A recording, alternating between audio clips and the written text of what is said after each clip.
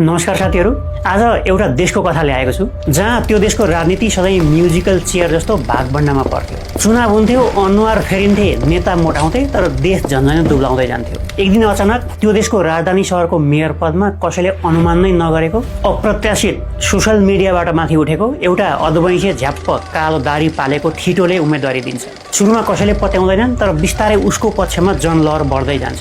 चुनाव हुन्छ अनि परिणाम के आउँछ? मै हुँ भन्ने र दशकौंदेखि त्यो देशमा राजनीतिमा जरा गाडेर बसेका पुराना स्थापित दलका उम्मेदवारलाई पानीसम्म माग्न नसक्ने गरी धुलो चटाउँदै भारी मतले त्यो अधवैँसे ठिटोले मेयर पद जितेर देखाउँछ। मेयर जित्छ, केही उथलपुथल हुन्छ। मेयर बनेको जम्मा 3 वर्षपछि फेरि त्यही ठिटो मेयर पद छोडेर देशकै सर्वोच्च कार्यकारी पद लाग्छ। त्यसमा पनि चुनाव लड्ने घोषणा गर्छ। धेरैले उसको त्यो कदमलाई आत्मघाती हो भन्छन्, तर ऊ कसैको सुन्दैन। हेर्दा हेर्दै त्यहाँ पनि उसले पुराना राजनीतिक खेलाडीहरू, वर्षौंदेखि बागडोर सम्हालेका 101 खेलाडीहरूलाई ड्याम पछार्दै त्यो देशको सर्वोच्च पद, त्यो कुर्सीमा पनि पुगेरै छोड्छ र देशको शासनको बागडोर सम्हाल्ने उपल्लो तहमा पुग्छ।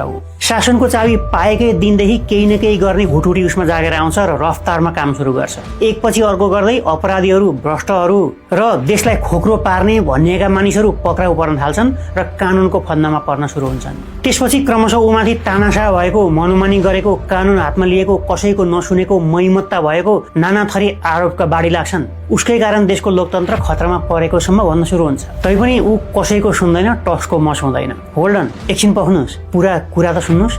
कतै यो सब सुन्दाखेरि होइन यो कथा नेपालकै हो जस्तो लागेन तपाईँलाई? आइनो उस्तै लाग्ला। धेरै कुरा, पात्र, प्रवृत्ति, परिवेश, घटनाक्रम झन्डै नेपालसँग मिल्छन्, तर नझुकिन होला। यो मैले योभन्दा माथि जे कुरा गरेँ त्यो नेपालको होइन।